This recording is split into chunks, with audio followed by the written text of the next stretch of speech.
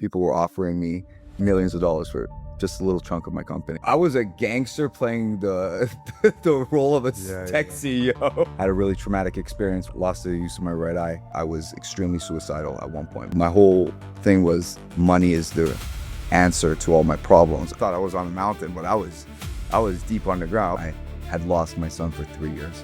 Miracles can happen. I met Ryan in a rooftop bar, and I'm like, that's my ticket out of this life. Your ego is not your amigo. If you have people that are stagnant in life, you're gonna be stagnant. I was thinking, would I have given up my physical eye for the spiritual and intellectual eye that I have now? Francis, you pray? Do I pray? Yeah. No. Why not? I'm not sure I've got that spiritual side in me. Everyone has spirituality in them. They just gotta find it. Okay. You mind if we pray? Pray now? Yeah. Okay, let's pray. All right, can I get your hand? Dear God, thank you for this moment. Thank you for everything you have done for us. I just want to thank you for Thybrid, for Francis, for the team there, and for creating an environment where other founders, other entrepreneurs, other executives, other people aspiring to be the best version and unlocking their greatest potential can achieve. Thank you for that environment and everything else that you do for us on a daily basis. Amen. Amen. Who do you pray to? Jesus for me personally. Jesus for you, but religious-wise, what are you? It's a little complicated. My parents are pastors, but they're ex-Muslims, and they went down so far down the Christian rabbit hole that they found Judaism in a bit. So Jesus was a Jew. My parents celebrate all the high holidays, the Jewish holidays. So you believe in God? Yeah, kind of, yeah. But I don't believe in religion. I think religion's a dirty thing. I think religion has caused a lot of wars and a lot of pain for people throughout the history and throughout the world. So I think, spirituality and connection to your creator, and it's a personal thing, and it's a personal thing. I just don't like wrapping the word religion around it. Yeah. Okay, so we're going to get into it. So this is the Whole Man podcast. Okay, I know exactly who you are, your background, but the people that are watching don't. So the reason of this podcast is, in my opinion, most men are winning in one area of their life, okay? I see that most guys that I meet, especially coming through Thybrid, some of them are winning in one area of their life, but losing in three. So they're crushing it in the business, but the body is gone, okay? Either they're in good shape, but the marriage is cracking. So we've had people like that. They could be a great dad, but they've stopped building in other areas of their life because they see it as something that gets in the way. So this podcast is for the men who refuse to accept that trade-off. I see you as somebody who could fit that bill. But I'm Francis, okay? I'm the founder of Thybrid, and this is the world's first high-performance sanctuary. So that is what we've built here in Thailand. I'm a father of two, I'm a hybrid athlete, and I'm recovering from an addiction, and I don't hide it. I spent the last decade trying to figure out how to win in all four of them pillars. So athlete, founder, leader, father. Okay, so this is the Whole Man, and every week I'll be sitting down with someone in the arena who we interrogate across all four of them and where they're winning, where they're trading, and what it's actually costing them. So today I'm sitting with you, Idin Goli. Yeah? Yeah. So Idin is an entrepreneur who's seen the highs of the highs and the lowest of lows. He's a father. I consider him an athlete. He might not see that himself. He's a leader, and life has brought him down back to earth in a way that very few people will talk about publicly. So he's now on his second stay here at Thybrid, and I know him well enough to know this conversation is going to be honest. So welcome to the Whole Man, and thank you for being my first guest on episode 1. It's a pleasure and a blessing. I'm really proud to be your first guest. Thank you. So Idin, I want to know who you are, and for anyone hearing your name for the first time, where did it all start for you? And, where did it begin?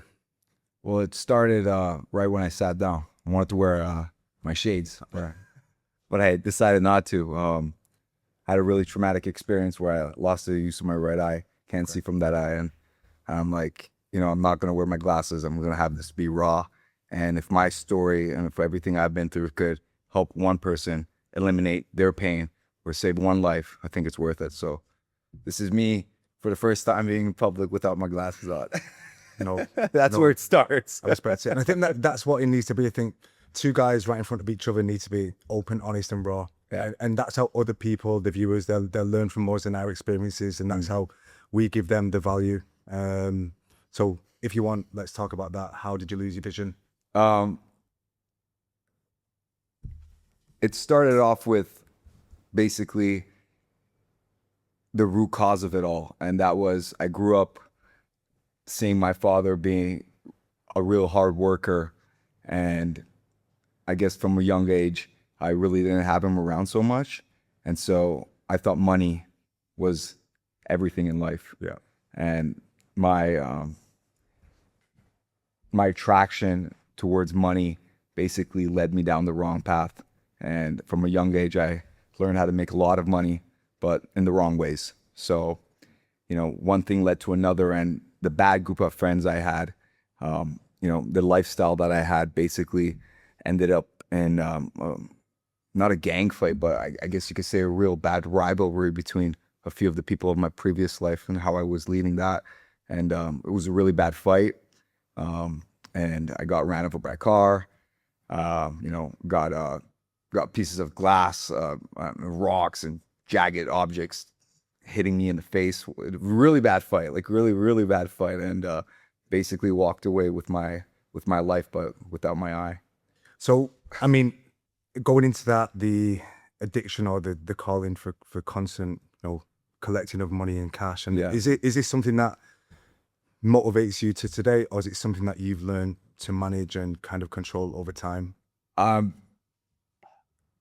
guess you could say it was an ego thing. And especially at a young age, if you're able to make a vast amount of money, and you're looking at everyone else and no one else is doing it, and you're on on a different level in terms of financial wealth at from the age of 15, 16, not needing your parents or anything like that. So, I guess greed is the worst thing in the world. What does money bring you?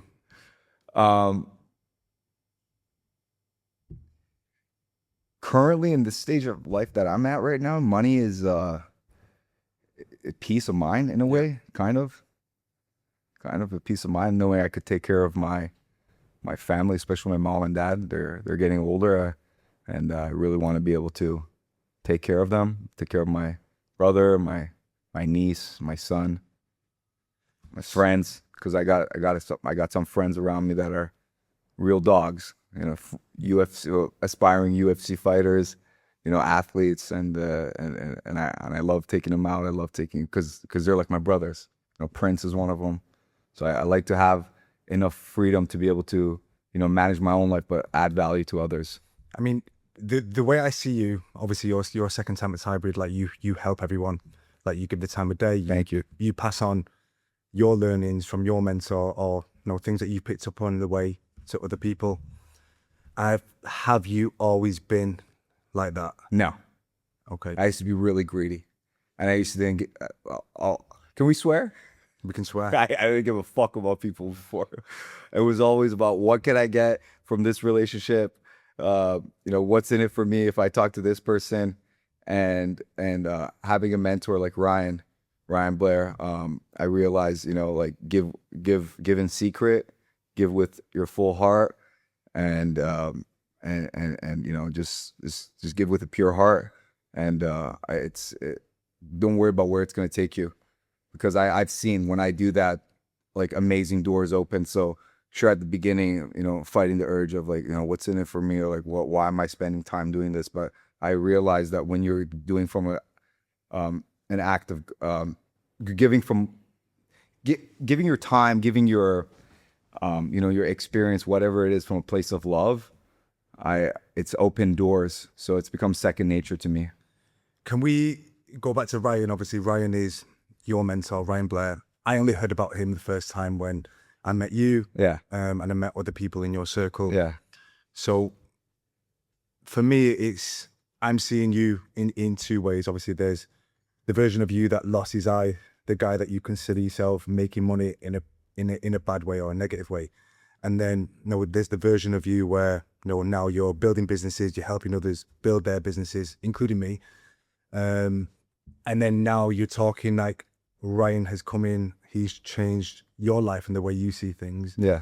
You discussed with me before on the way here about a book that he wrote and you read. Yeah. Could you cite the name of that book again? Nothing to lose, everything to gain. Get your copy. Get your copy. It'll change your life.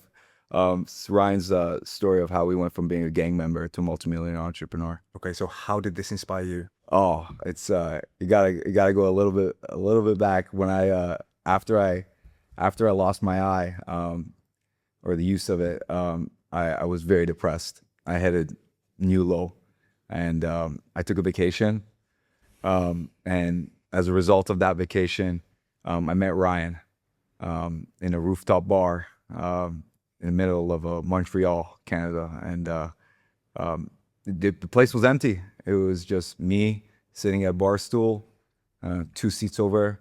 Ryan was talking to someone, had no idea who he is. He looked over to me, started talking to me, gave me his number, and I saved it in my BlackBerry at the time. It was 2014, September of 2014, I believe. And yeah, so as a joke, I looked at him. I'm like, I'm going to Google you, because I could kind of tell from his aura that he was someone special.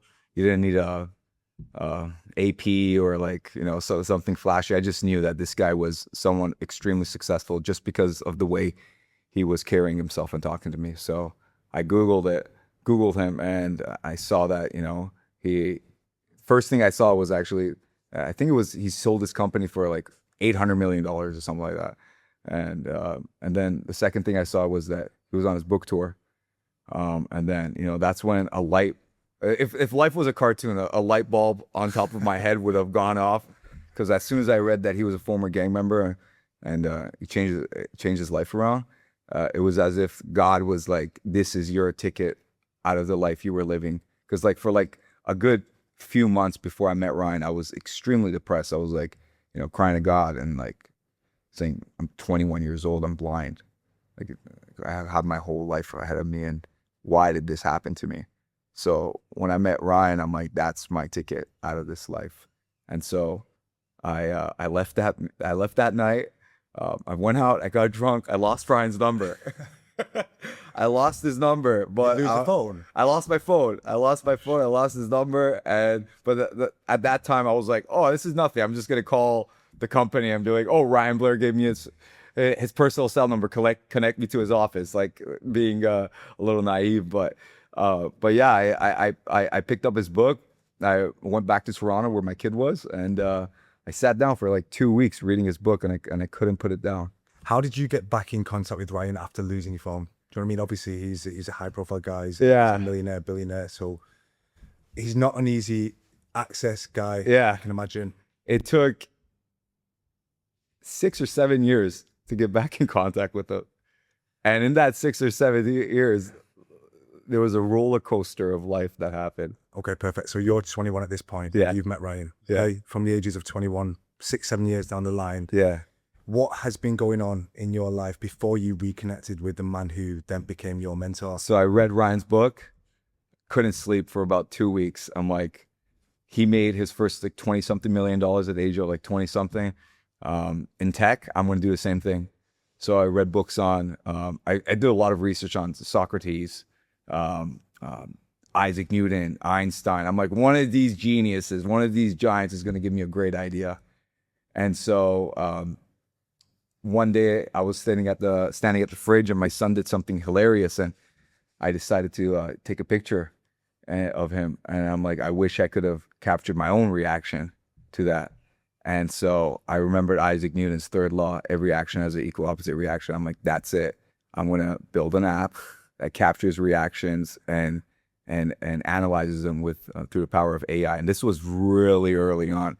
Wait, so you were thinking about AI back then? Yes, back in 2014. So in 2014, you were aware of like AI development? Oh yeah, absolutely. I've always been tech savvy, but the idea of using computer vision, which is a segment of artificial intelligence, to analyze a human's reaction using their facial landmarks was something that I was extremely interested in. And so when that happened, I'm like, that's it. That's what I'm going to build. And so I spent some time researching on what to do, exactly how to do it. And the idea that I had, I pitched to a few, not the complete idea, I was really secretive about it, but I pitched a few development firms, and they told me you need 1.5 to 2.5 million dollars to build it. And so I'd had some money saved up from all the crazy shit I did, but it wasn't no $2 million. So, you know, I decided India is the place to go to build that. Okay, tell me about India. How did you get there? Oh, it was pretty funny. I was walking in a park, and I saw a German Shepherd, and I love dogs. I've bred dogs. I just have a big love for dogs. And I went up to the guy. I'm like, that's not how you control that dog. That's a big dog. And I'm like, this is what you do. And the guy's like, well, that was amazing. How did you do that? I taught him what to do. And the guy's like, let's have a seat and let's talk some more. And so when I sat down with him, I realized that he's also Iranian. I'm Iranian. He's Persian. I'm Persian. And his dad owns a franchise of restaurants in India, which is the biggest franchise. It's like the Indian fast food version of McDonald's in India. It's called Paradise Biryani. And so the company's worth, at that time, I think it was worth $500 million valuation. So I'm like, well, that's interesting. My dad owns a franchise of restaurants in Canada. So we had a lot of similarities going on. And he's like, well, what are you up to? I'm like, well, I want to go to India. And he's like, say less. So he at the time we became really good friends, and he hooked me up with a developer named Babu Khan in India, that owned high rises, and one of his high rises, they owned co-working spaces. So he took me to a co-working space. I chose a couple offices. Then I started hiring people from the high-tech city in an area of Hyderabad, India, and going to universities and starting putting together a team to build my vision in India. At this point, I'm getting this straight. So you'd never run a business before. Okay, I did.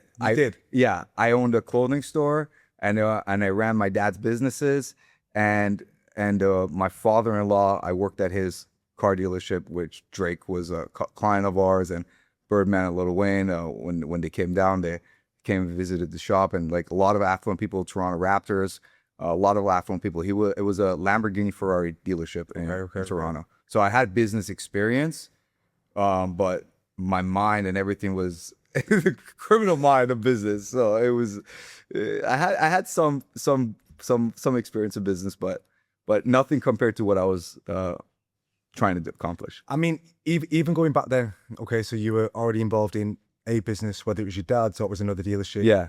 How much do you value the experience that you gained there, and how much did it bring you to the life that you kind of trying to build for yourself now?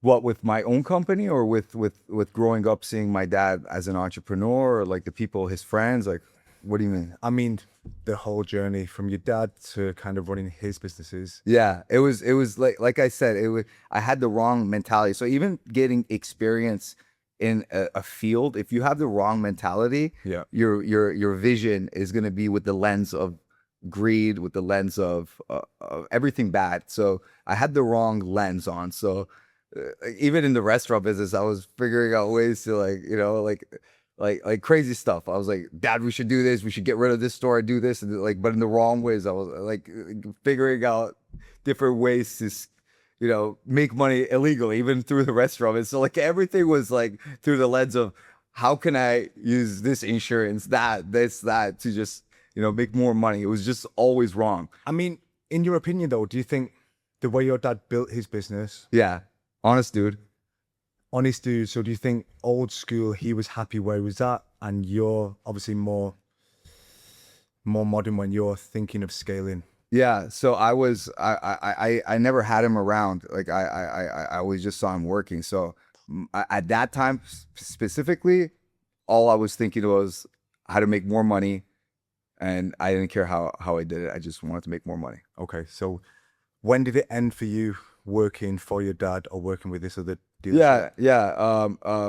It was a little bit before I lost my eye, because my father-in-law, who was a friend of my dad's, You know, he had a reputation in the city for, uh, let's just say, like the Persian Godfather or something like that. So I basically got a mob boss's daughter pregnant at the age of like 16.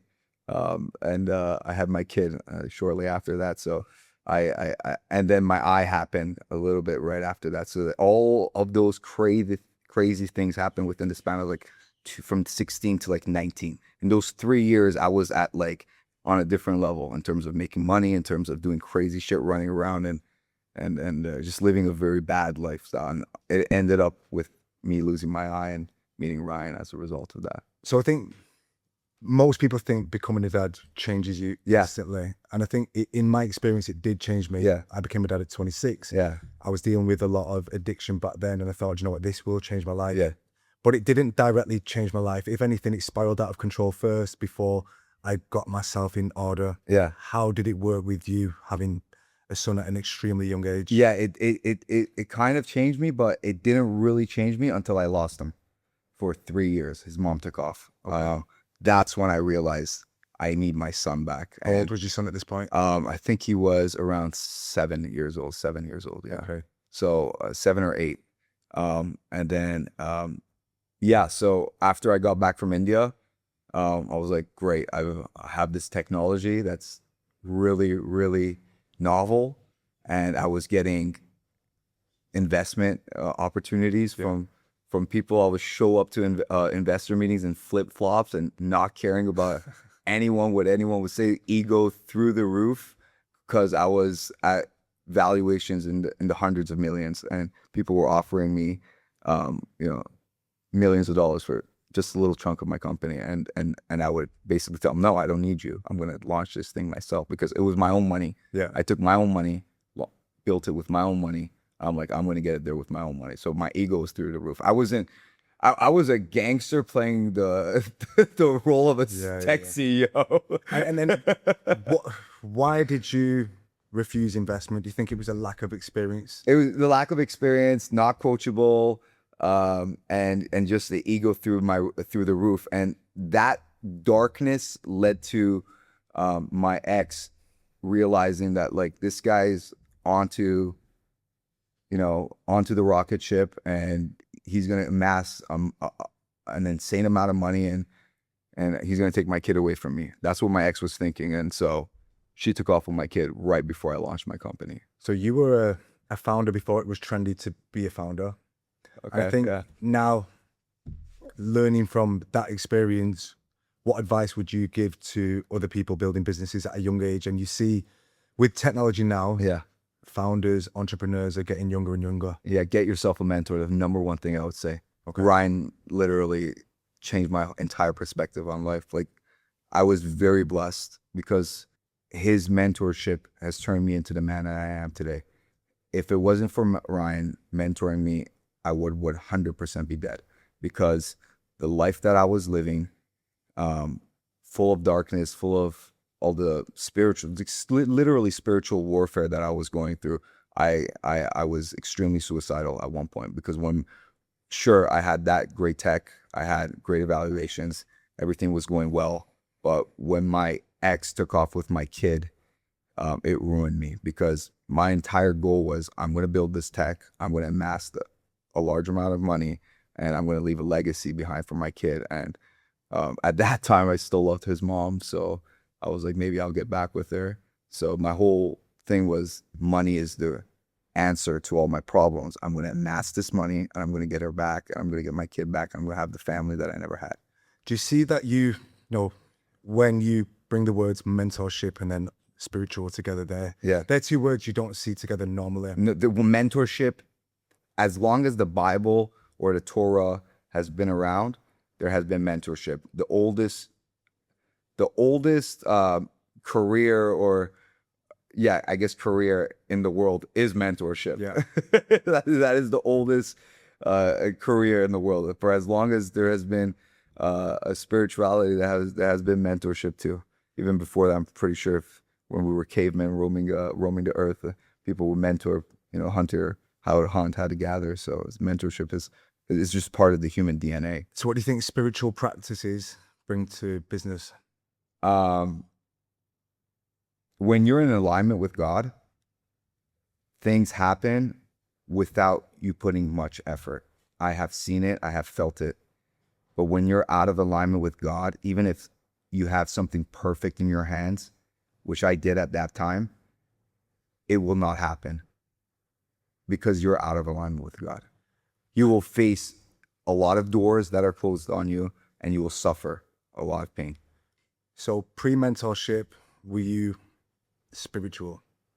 Yeah, so I was always spiritual from a young age because my parents are pastors, and when my dad almost died from ulcerative colitis, he became like 40 something pounds. He was like 98 pounds, sorry, 40 something kilos. Weighed nothing. Yeah, weighed absolutely nothing, and he was in the cancer department at the hospital in Toronto, and he was on his deathbed. And so my dad, with his disease, turned to Jesus, and it was a miraculous recovery.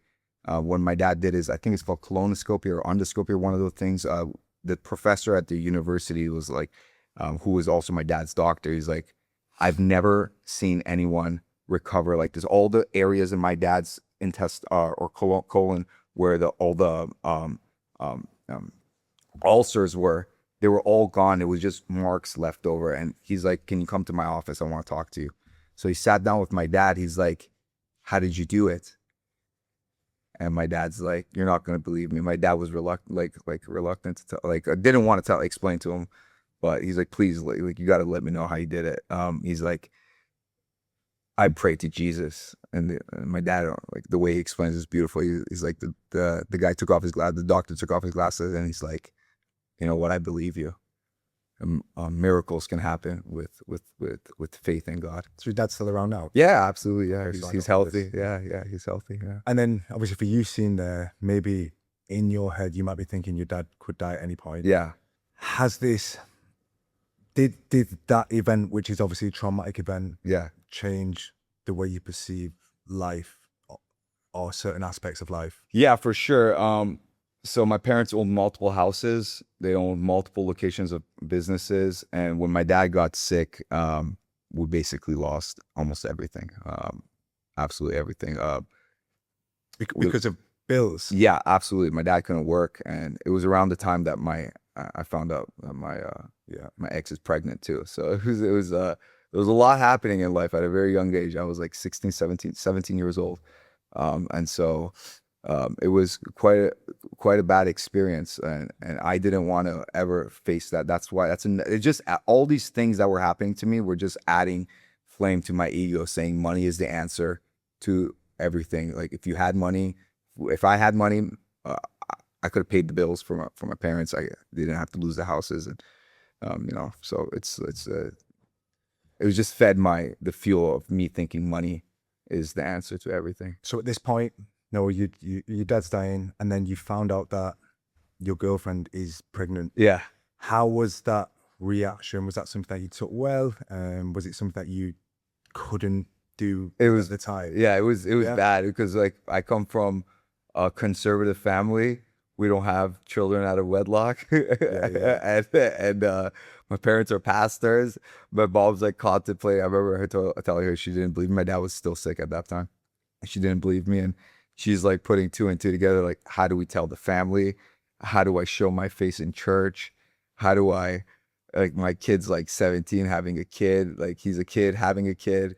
So it was crazy. But to this day, my mom always thanks me for having my son at an early age because I have a niece now. My brother has a daughter. And my mom's like few hours with her, and she gets tired. She's like, if you didn't have a kid at that age, I would not have the energy because it's hard being a grandparent. So my mom stepped in for me.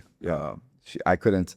The person I was not father material. So. I mean, not only that, like you're a young age. Yeah. And you're still developing yourself. Yeah, absolutely. 19 years old is something that not many 19-year-olds could deal with. Yeah. So you should be grateful that your mother was at the time. Yeah, no, 100%. I think one of the reasons I'm probably still alive is because of my mom. Yeah. Her prayers. Yeah, absolutely. So what I'm going to go into now, okay, we're going to go over the founder. Yeah. And I think from what I've heard so far, you've had the highest of highs and the lowest of lows Yeah. in business. Yeah. I want you to take me to the highest moment, and what did that actually feel like? It took a lot of work to get to the highest moment because I was at a very low moment because like right after I lost my kid, I was suicidal, and I saw an ad for Ryan's mentorship program, and I clicked on it, and I filled out the form, and his co-founder got a hold of me and called me and said, you got the form filled out. Let's talk a little bit about you. I'm like, hold on before you get into it. I already know Ryan. I want his mentorship. I had this idea I'm working on for years because of him. And so his co-founder went up to him.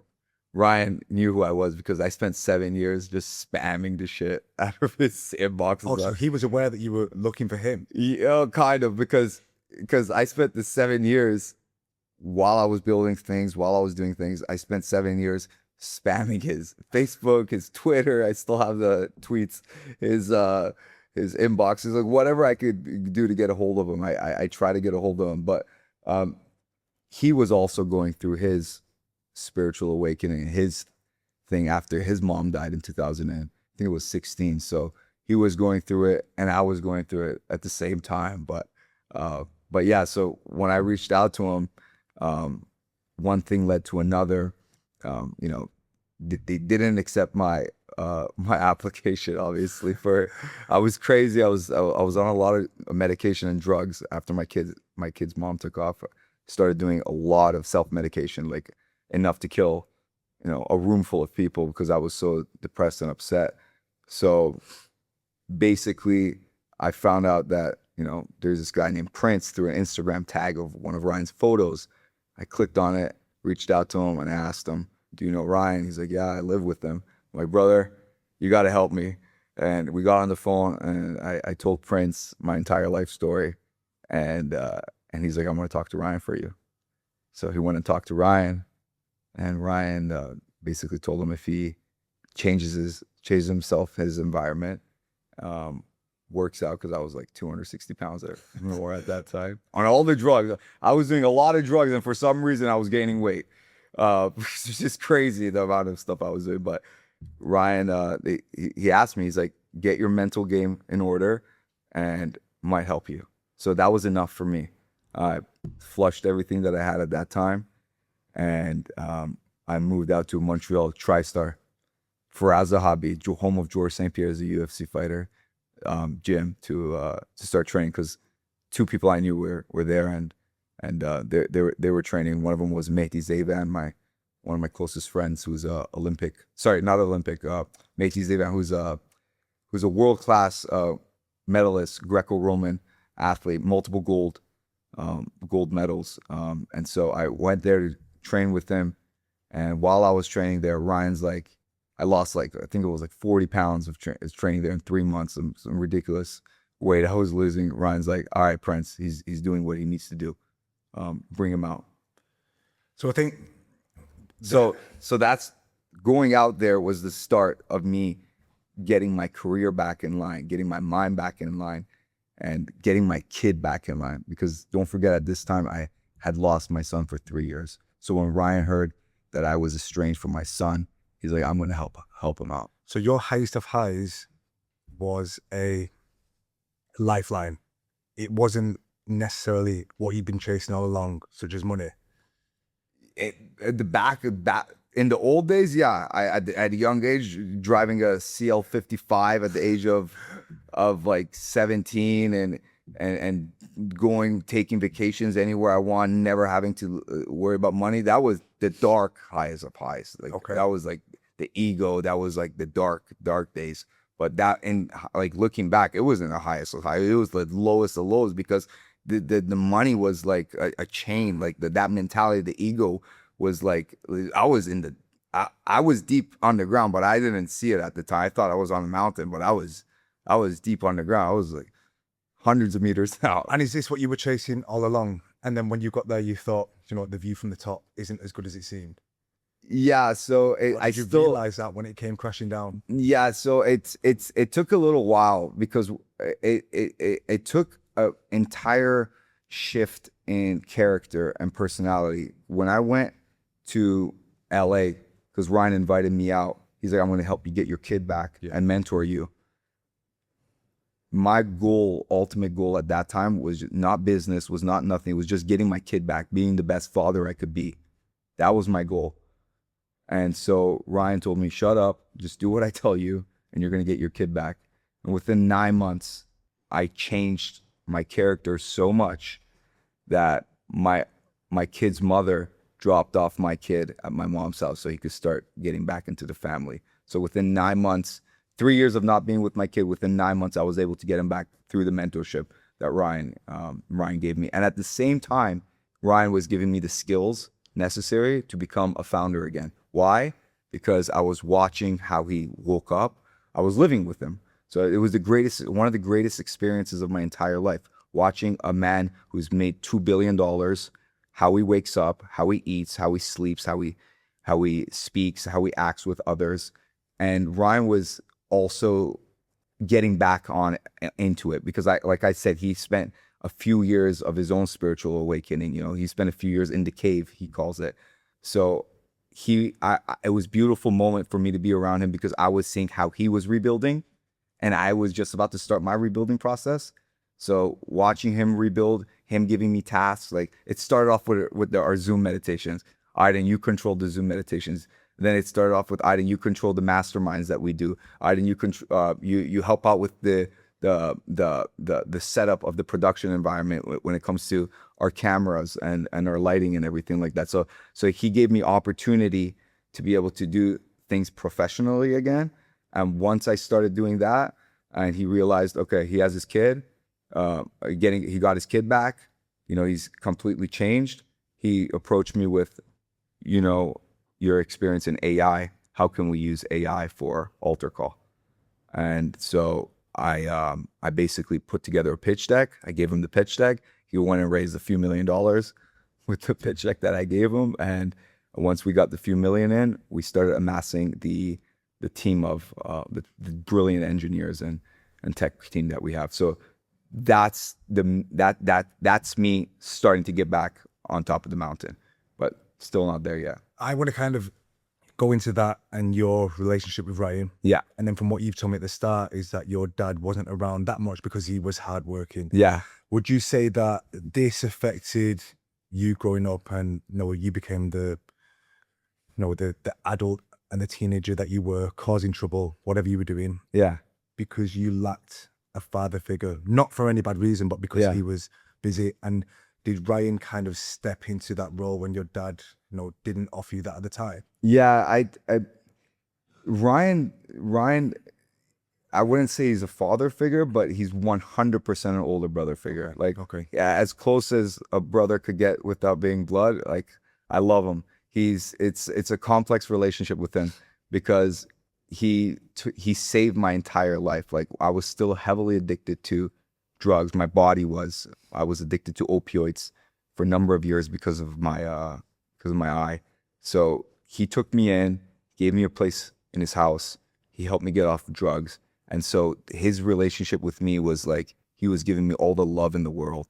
So it was 100% a brotherly love.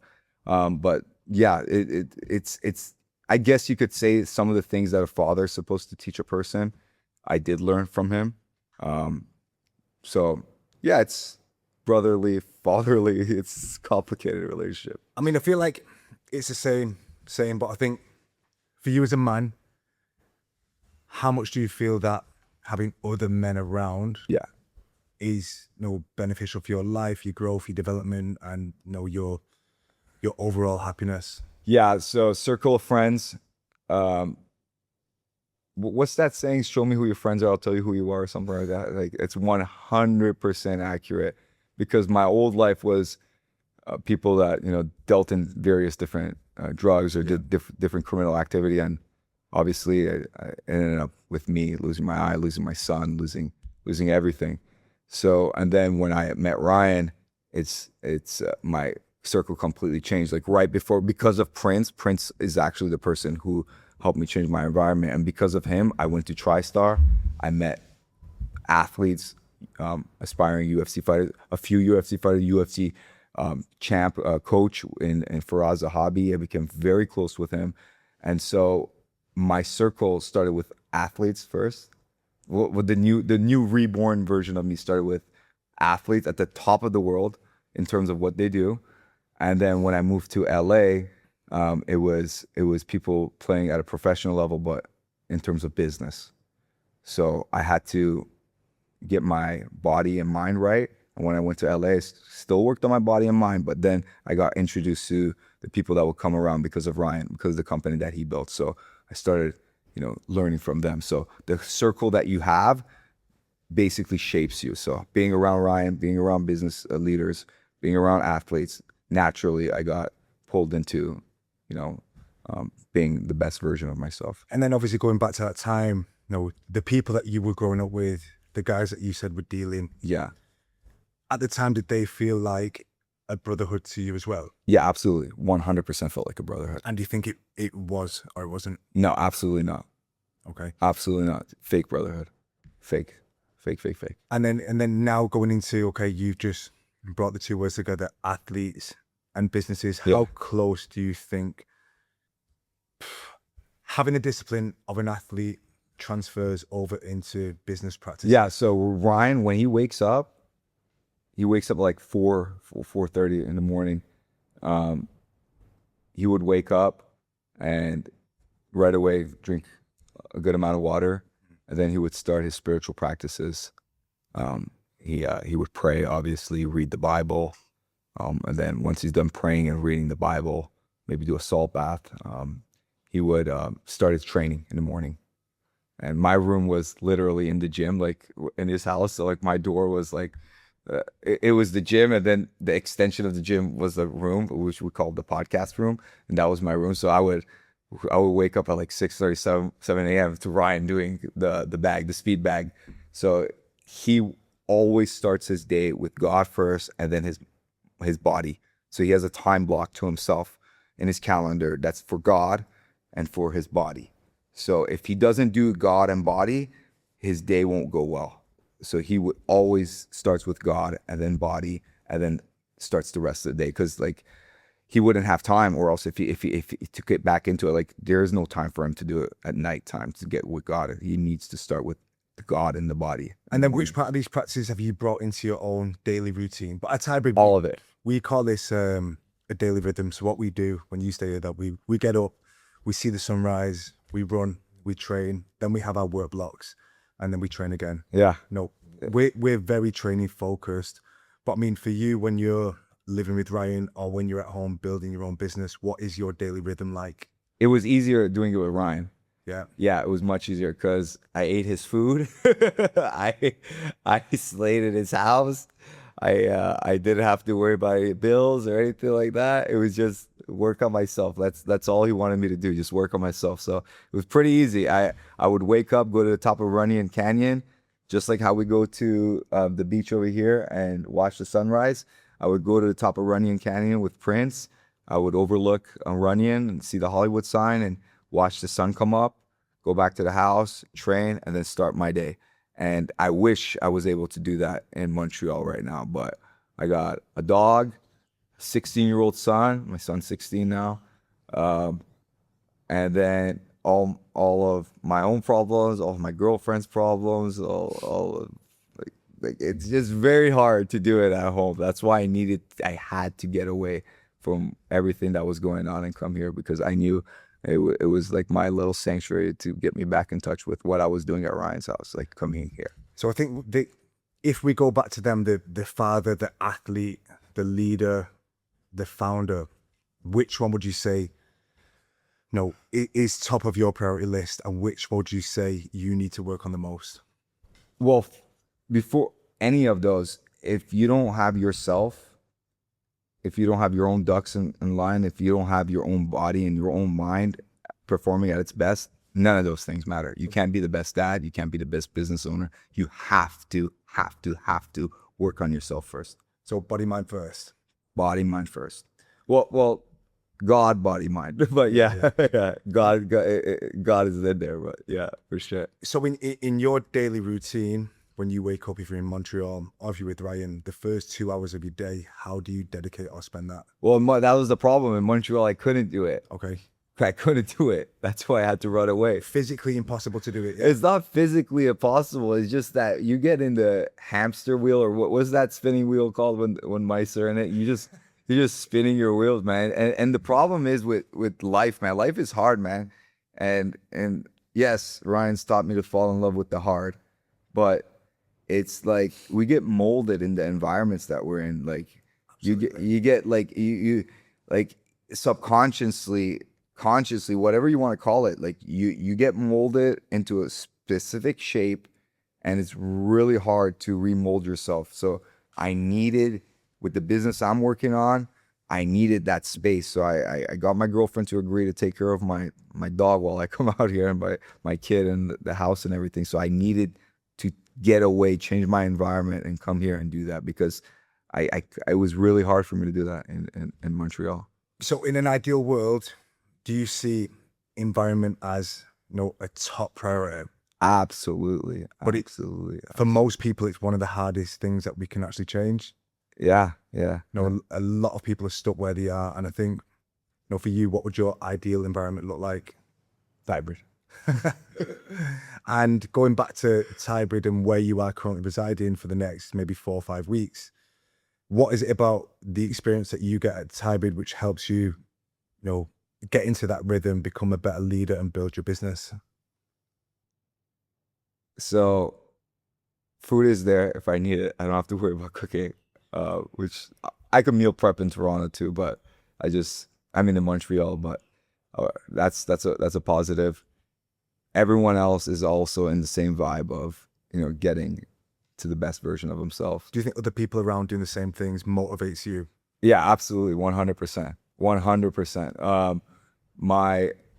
Even if it's funny because like one of the guys in our group, one of the fighters, Mehdi, he left, and I swear right after he left, there's just like the group like stopped working out as much, and we just stopped. Like but him coming back, as soon as he came back, it was like a few days before I come out here.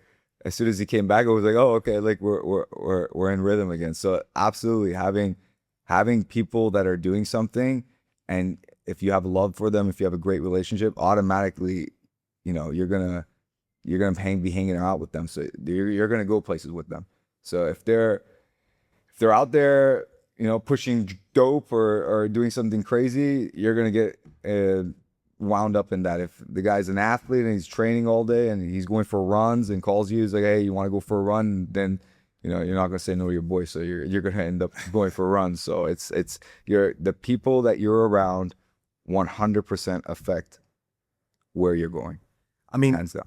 No matter if it's somebody aspiring to be a UFC like Mehdi, Yeah, you just think, driven people with a big goal is enough to help push you towards your own goals. 100%. 100%. If you have people that are going places, you're going to go places. If you have people that are stagnant in life, you're going to be stagnant. Now, don't get me wrong. Not everyone has everything. And for example, most fighters, they don't have a good, in terms of fighting, that's just all they have, In terms of business, they might not be there, It's very rare for a fighter, even in the UFC, they make almost jack all, like Dana White doesn't like paying people that much. So it's really hard. A lot of UFC fighters still have a second job. So sure, the athleticism might be there, like being an athlete might be there, but you also need that business circle. You also need that spirituality circle. So, and I have circles for spirituality. I have circles for business. I have circles for being an athlete. I have circles, and having circles around you is very important. And coming into hybrid, we get a lot of people, building businesses. They have the business, or they're running the business. Yeah. People selling the business, and then what you'll find is once they've built it, they're still not happy, so they look for an exit. Once they exit, they look to build something else. Do you think there'll ever be a point in your life when you're truly content with everything that you've done and you'll settle for no more, or will you always build? I think those types of people are too endpoint focused. Yeah. Which people? The type of person you were describing, Okay. like they're never satisfied. I think because they're endpoint focused, they're never going to be satisfied because they're always chasing the next endpoint. It's like crack. Yeah. You want the next hit. You want the next hit. So realistically, it's great to have goals and want to accomplish things, but you really got to fall in love with the journey. The journey is the sweet spot. The ending is beautiful too. The next milestone, the next mountain is beautiful too. You know, I learned that from Ryan. You know, what's your next mountain? I mean, you said milestones and you said endings. Yeah. Where does it end For me, for you? um, Or is it another milestone? yeah, I know there's going to be more goals, but I have certain goals that I want to get to, like, I guess 5-year plan, 10-year plan. I just really want to build something that's extremely valuable, like so valuable. It creates so much value in other people's lives that a byproduct of that would be creating value in my own life. I know if I put my head down and I build what I'm building currently, which is like Reaction Bank, I know if it's going to add an immense amount of value to businesses, that automatically the byproduct is going to be value in my own life. And so I guess helping people, being of service, giving people my time if I have the time. You know, right before I came out here, there was a kid I met at the gym, and he built an AI agent that calls people after they book a reservation. Sat down with him. You know, I try to help him out as much as I can. Well, I wasn't looking for anything out of it. I just really wanted to help him. So I think just paying it forward for people is just a beautiful journey of just doing that. And I've seen doors open up as a byproduct of doing that. So I just trust God and try to be of service. So what you just said then, you help somebody else try and launch something or grow something or bring something to the market. Yeah. Would you consider yourself a mentor? Yeah, I guess so in a way, but I don't like sit down and think, oh, I'm a mentor. But yeah, I've mentored a lot of people from, you know, eliminating errors or mistakes, and I think, like I said, it's a beautiful thing if you see someone is about to fail or do something wrong and you have the experience, you're like, hey, don't do that. Like I'll give you an analogy or a little thing that I like to remember. A stupid person would touch the stove, burn their hand, and then do it again. A smart person would touch the stove, burn their hand, look at it, be like, oh, okay, well, that equals that. I'm never going to do that again. They learn from their lesson. And then a really wise person, will listen to someone else who's already burned their hand, and they'll never even experiment with burning their hand in the first place. So I like to always think of that. If I see someone who's done something that I'm trying to do and has the experience, 100% I will try to do something of value so I could have their time, like whatever they need. Like, and Ryan's taught me that. So like, just be of service to the mentors that you want to accumulate, and great things will happen. So, would you like to discuss what you are currently building? Yeah, sure. I'm building a multimodal AI platform that helps businesses validate their ideas and products. And in simple English terms, I tell businesses if their products will sell, and how well. And what problem would this solve for the businesses? So a business wants to launch a new product. They're experimenting with different brand collaborations or different designs. What they'll do with me is they'll come to me, they'll give me a video of their product, and then my platform will basically go out there and gather everyone's reactions to their product and basically let them know if the product's going to sell or not, using multimodal AI. So using that, you're going to save them, hundreds of thousands or millions in marketing campaigns. More important than that, I'm going to save the founder or whoever is leading that project pain. Yeah. Pain. The pain of what? The pain of failure. The pain of failure. Yeah. Okay, so you're essentially stepping into the role of just like you said, validating their products. Yeah. Okay, perfect. And I think other than that, to what you're building now, when it comes into fruition, it's going to be valuable for so many people. Absolutely. Save money, save problems. Right. But going back to you on a personal level, Yeah. what are you building for? Unfortunately, my son, he hasn't learned from my past, and he's making a lot of the same mistakes that I made. Yeah. Like a lot of them, and I'm in a way I'm hoping that he would see what I'm doing and how I'm doing it, and then learn from the loss of when we were separated because of the things that I was doing, and hopefully, be inspired by what I'm building. Yeah. No, perfect. I mean, I've never met his son. I think there was talk of him coming out here with you. Yeah. Doing the camp and Right. being part of this experience.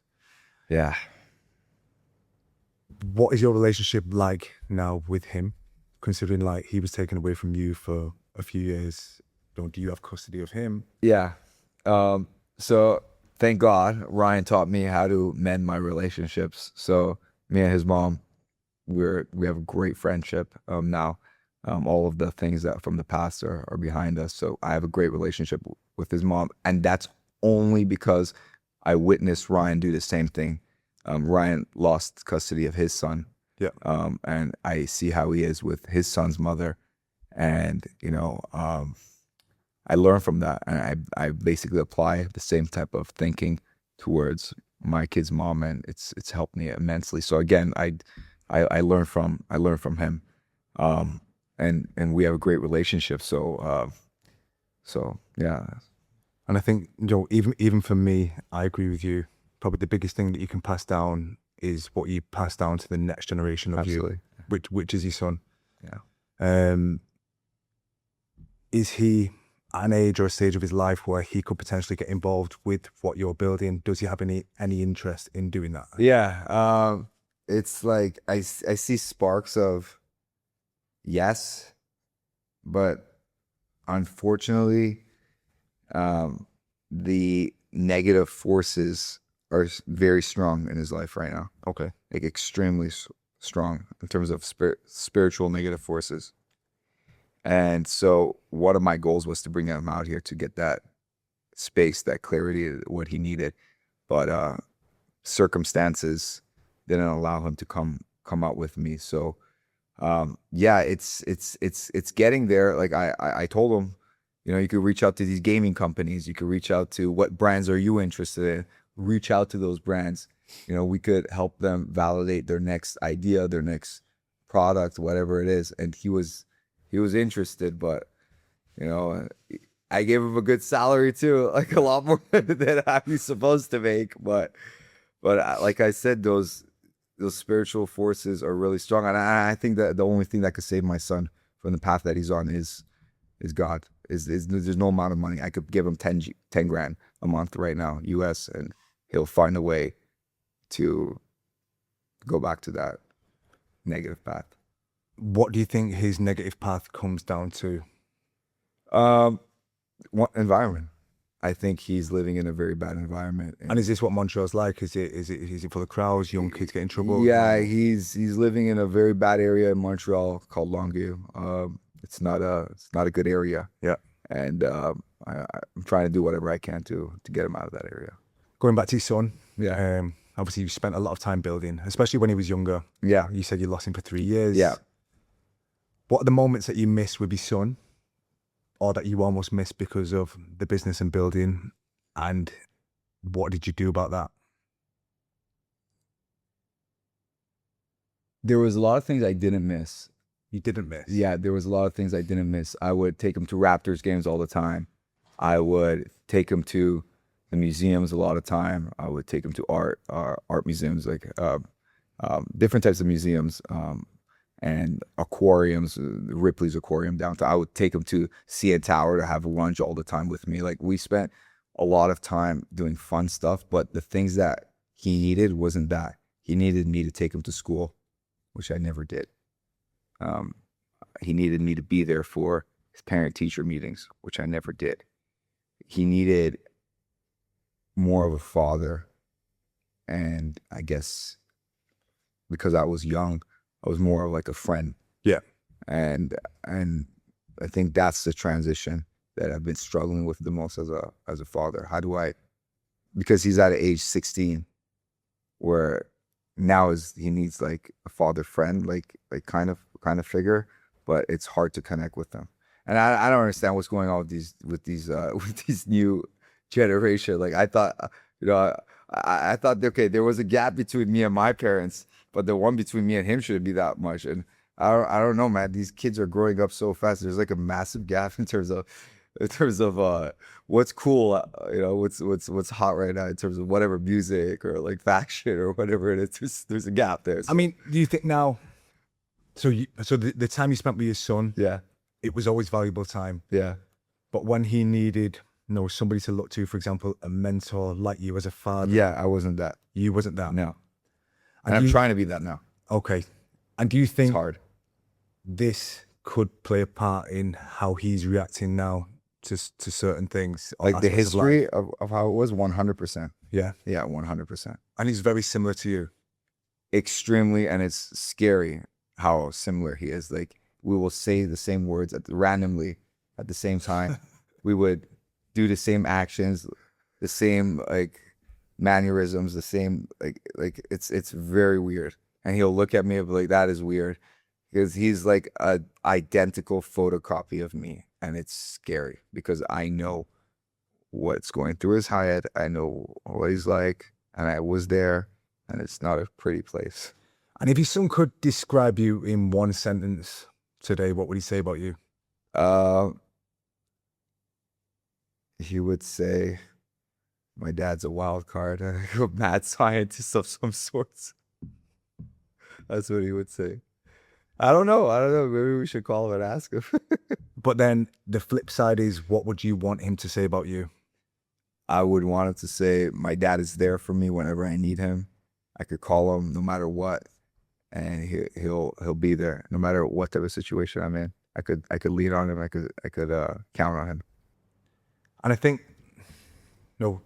reflecting on this now and everything we've talked about so far, Yeah. in 1 year from now, if you lived as a whole man and talking about them 4 pillars, Yeah. as the father, the athlete, the leader, and the founder,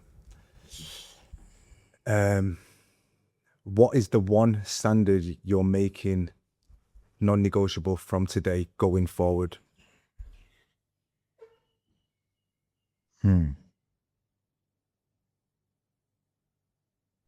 Trying to keep my connection with God stable and at the highest bandwidth possible. Okay, and how do you do that? Fiber optic speed. And how do you do that? How do you put that into practice?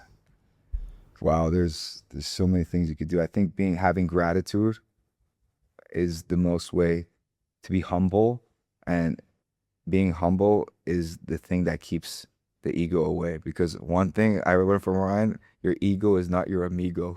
Your ego is not your amigo. Your ego is not your amigo. That's brilliant. Yeah, I always remember that. Your ego is not your amigo. And yeah, go ahead. And I think, obviously, going back to that and gratitude, how would you define gratitude? Because for me, thinking more recently, I see gratitude as living in the present. And Yeah. I feel like all our past experiences, building up to where we are currently now. Yeah. If I look at myself 3-4 years ago, the addict, the broker, somebody who wasn't worth much to anybody, I would have dreamt to be exactly where I'm stood right now or where I'm sat right now. But as a human, I feel like I'm always searching for more. So what is your definition of gratitude in that sense? Whenever something happens and you're like, oh, like I don't want to do this right now. For example, you at the gym, a client calls, there's like an issue. Not that there is, like everything's beautiful, but you're like, wow, I have to go deal with this right now. It's not, no, you don't have to go deal with this now. You have the opportunity, you get to do this. Yeah. So thinking, switching your perspective around and being like, for me personally, okay, there's a bug in the system. Damn, there's a bug. I could say that. It's like, oh, wow, there's a bug. I get to solve this bug. So taking yourself from a I have to I get to mentality is a big one that makes you great, puts you in gratitude mindset, because when problems hit you, you could either, you know, put yourself down, have fear, have stress, or you could say, I get to do this and be excited about solving problems. Do you find, obviously going into problems now, do you find problems with business, and then other problems, for example, being a dad, Yeah. do you handle them in similar or the same way? No, I don't have less. I have a lot to learn. I have a lot to learn. I still have issues with having a short, not attention span, but like, it's hard. My girlfriend comes to me with problems, and she's a female. I know females like to be heard, but it's hard. It's hard dealing with personal stuff. Like, I still struggle with it. It's difficult. Someone unloading their baggage on me is a hard thing to deal with. I still have a lot of issues when it comes to things like that. Business is a lot easier. Yeah. I'm like excited. I get excited about it. So dealing with business problems is a lot easier than dealing with personal problems for me. Do you not see any transfer between the two? No, I feel like two different characters for some reason when I'm dealing with business problems or personal problems. I just feel like two different people. I just love solving business problems so much. You've seen it. Yeah, something comes up, I'm like, yeah, let's this is how we're gonna solve it. Whiteboard, this, that. Like, okay, put this in a board, put this in, like, let's organize it. Let's create steps out of it. Or where are the gaps, or like, where are the steps? Like, where are the cracks in the system? Like, I love solving business problems, but personal problems I still struggle with. And I guess that's one of the reasons why I came out here, because I felt overwhelmed at home. There was like a good 2-3 months that I couldn't develop anything. I couldn't work on my projects because I was so in that mold that we talked about earlier that I couldn't get out of it. When was this? I think it was right after I got back from Korea. So recently this year? Yeah, a few months ago. Yeah, I didn't need to get out of that. Yeah. So this was personal because of your son, some problems. Yeah. Yeah, absolutely. Yeah, I was dealing with son problems, dealing with girlfriend problems, dealing with family problems. So yeah, it's life is hard, man. Life is hard. Life ain't easy. People look from the outside, like even for me, even for Ryan, I live with them. People look from the outside, they're like, oh, this guy's made billions of dollars, or his company sold for hundreds of millions of dollars, and people have this assumption that, oh, that person's living a great life.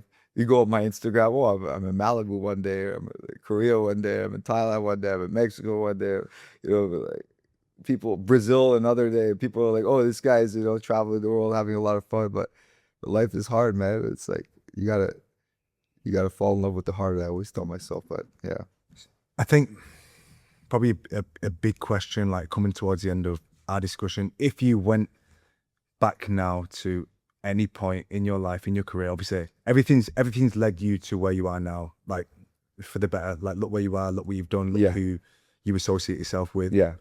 Is there anything or any point in your life that you would do differently? Basically, do you have any regrets? One thing I always look back on is that I was really upset when I lost use of my that was a really big thing in my life, and it wasn't until recently that I was looking back and thinking, if I hadn't lived the crazy life I was living, and if I didn't lose my eye, then I wouldn't have met Ryan, then I wouldn't have started my career in tech and building AI since 2013 or 14, way before this whole AI craze. And if that didn't happen, I wouldn't have, learned all the things I learned, and basically where I am today. So it was crazy. I was thinking, would I have given up my physical eye for the spiritual and intellectual eye that I have now?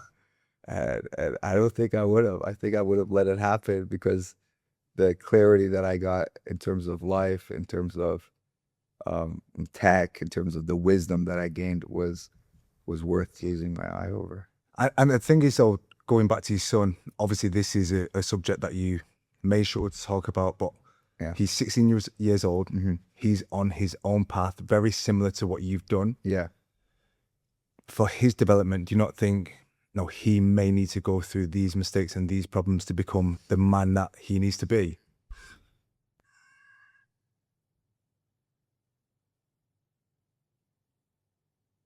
Wow. Wow.